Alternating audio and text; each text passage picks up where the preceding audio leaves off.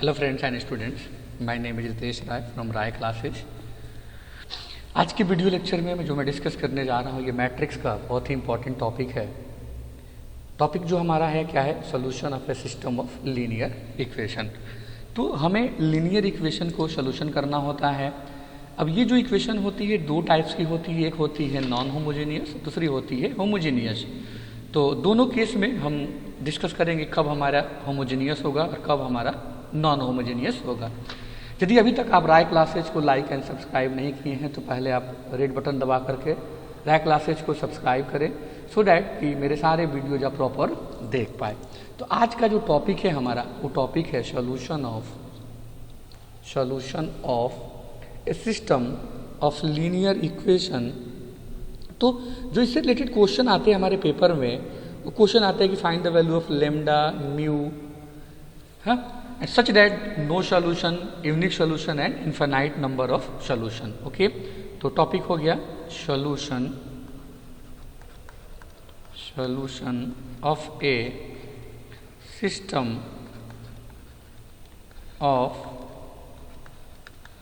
linear equations. Okay, तो मान लीजिए कोई सिस्टम हमें दिया हुआ है। Consider the system of equation जो दिया हमें a1x plus b1y plus c1z equal to d1। Similarly a2x plus b2y plus c2z equal to d2। Similarly a3x plus b3y plus c3z equal to क्या हो जाएगा? d3। तो जब हम वो करेंगे मैट्रिक्स नोटेशन में हम लिखेंगे, सो मैट्रिक्स नोटेशन में कैसे लिख सकते हैं हम लिखेंगे a1 b1 c1 a2 b2 c2 a3 b3 c3 और ये हो गया आपका x y z। तो जो भी एक्स वाई जेड की कोफिशिएंट होगा उसको हम क्या करेंगे, हम पहले लिखेंगे, ठीक है। और उसके a1 b1 c1 है उसके पहले वाले मैट्रिक्स में लिखेंगे। उसके बाद हम क्या करेंगे, इक्वल टू करेंगे d1 d2 जो RHS में गिवन होगा हम लोग। तो ये जो फॉर्म हो गया, इस फॉर्म को हम जैसे मान लीजिए इस वाले को हम इस पूरे को a मान लेते हैं, ये हमारा क्या हो जाएगा कैपिटल X है, और इसको हम मान लें b।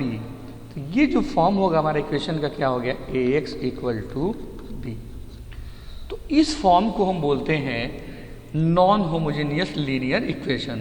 जैसे हमारा जो फॉर्म है ax equal to b, okay, इसको हम बोलते हैं, इस इक्वेशन को बोलते हैं हम लोग नॉन होमोजेनियस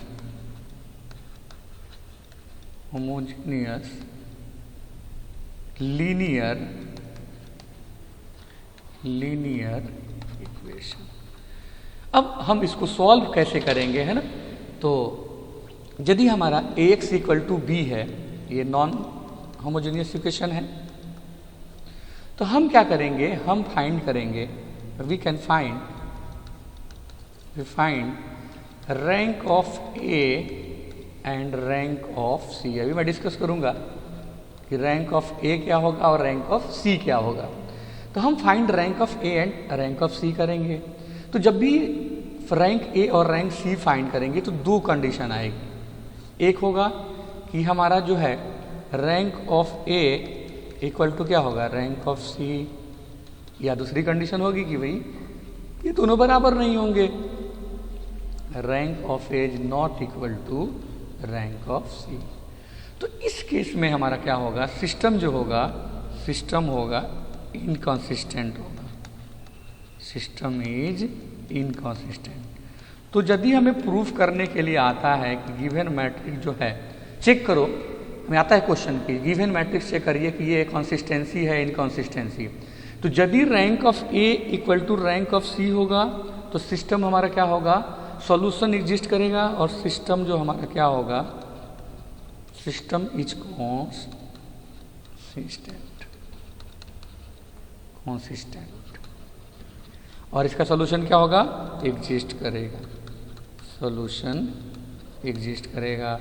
और जैसे ही सिस्टम हमारा इनकॉन्सिस्टेंट होगा मतलब नो सॉल्यूशन होगा। ठीक है, तो जब भी नो सॉल्यूशन का केस हमें फाइंड करना होगा वैल्यू, तो क्या होना चाहिए उसमें? Rank of A's not equal to rank of C. तो जब ये हो जाएगा तो हमारा तो यहाँ का केस तो यही बंद हो गया, क्योंकि कोई सॉल्यूशन होगा ही नहीं। अब जहाँ पे सॉल्यूशन एग्जिस्ट करेगा, जैसे जहाँ पे सॉल्यूशन एग्जिस्ट करेगा कहाँ पे? जब rank of A equal to क्या होगा? Rank of C. तो इस केस में हमारा क्या होगा? सॉल्यूशन एग्जिस्ट करेगा और सिस्टम जो हमारा क्या हो जाएगा? कॉन्सिस्टेंट होगा। तो यदि प्रूफ करने के लिए आता है कि सिस्टम कॉन्सिस्टेंट है तो rank of A equal to क्या प्रूफ कर देंगे? Rank of C. ओके, अब यहाँ पे भी दो केस हो सकते हैं भाई। सॉल्यूशन जब एग्जिस्ट करेगा तो पहला होगा कि rank of A equal to rank of C equal to number of N. N क्या होता है? Number of unknown. अननोन किसको बोलते हैं? एक्स वाई जेड को बोलते हैं। यदि ये तीनों इक्वल होगा तो हमारा क्या होगा? यूनिक सॉल्यूशन होगा। क्या होगा? Unique solution. ये बहुत इंपॉर्टेंट क्वेश्चन पूछा जाता है कि find the value of lambda and mu such that unique solution, no solution and infinite number of solution. एक केस क्या होगा? Rank of A equal to तो रैंक ऑफ सी है, तभी तो हम बात कर रहे हैं सॉल्यूशन की। और यदि ये less than number of unknown से हो, अननोन से हो, तो हमारा एन है स्मॉल एन, तो तब हमारा क्या होगा? तब होगा हमारा infinite number of solution.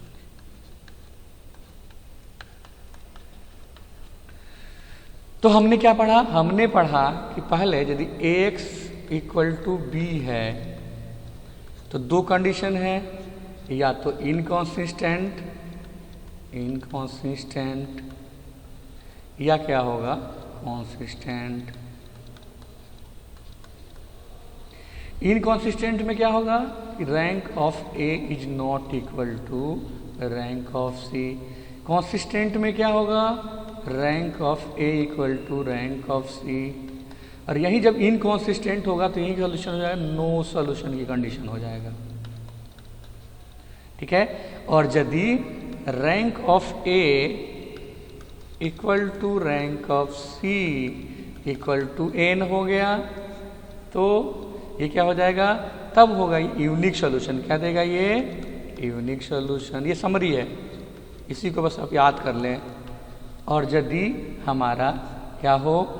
Rank of A equal to rank of C, है ना, और लेस देन क्या हो? स्मॉल एन के, मतलब नंबर ऑफ अननोन के, तो क्या होगा? तब हमारा क्या होगा? Infinite number of solution. Okay, ये किसके लिए हो गया?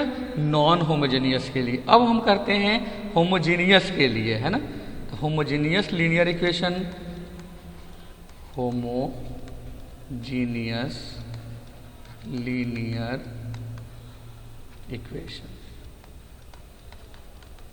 कब होमोजेनियस? जब b की वैल्यू 0 हो जाए। It means ax equal to क्या हो जाएगा? 0 हो जाएगा। तो जब RHS 0 होगा तो हमारा क्या होगा? लीनियर, ये होगा होमोजेनियस होगा, और इसके ऑलवेज सॉल्यूशन होगा। Always has a solution. Okay, फिर वहीं हम रैंक करेंगे, रैंक ऑफ ए फाइंड करेंगे, फाइंड रैंक ऑफ ए। फिर यदि हमारा rank of A equal to number of unknown का होगा, यूनिक सॉल्यूशन होगा। क्या होगा? यूनिक, और ट्राइवियल सॉल्यूशन बोलते हैं, ट्राइवियल। और यदि हमारा rank of A less than number of unknown N होगा तो क्या होगा? Infinite number of non trivial solution. तो ये तो क्या हो गया हमारा, ये जो हमारा हो गया किसके लिए हो गया, ये हो गया हमारा होमोजेनियस के लिए। तो मेन जो है नॉन होमोजेनियस का ही क्वेश्चन पेपर में इंपॉर्टेंट टॉपिक है हमारा बहुत, नॉन होमोजेनियस। तो इसमें दो टाइप के क्वेश्चन, एक तो ये भी आता है कभी कि चेक करो कि कॉन्सिस्टेंसी है या इनकॉन्सिस्टेंसी है, गिवन मैट्रिक्स है। तो यदि कंसिस्टेंसी प्रूफ करना होगा तो rank of A equal to rank of C proof करना होगा, इनकॉन्सिस्टेंसी होगा मतलब rank of A is not equal to rank of C. दूसरा क्वेश्चन पूछा जाता है कि find the value of lambda mu such that unique solution, no solution and infinite number of solution. Okay, तो हम चेक करते हैं, ठीक है। जैसे मान लीजिए क्वेश्चन करते हैं, क्वेश्चन से समझ में आएगा। क्वेश्चन है, मान लीजिए पहला क्वेश्चन है solve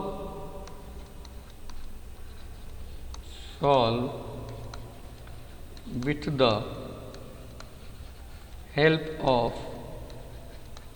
matrices the simultaneous equations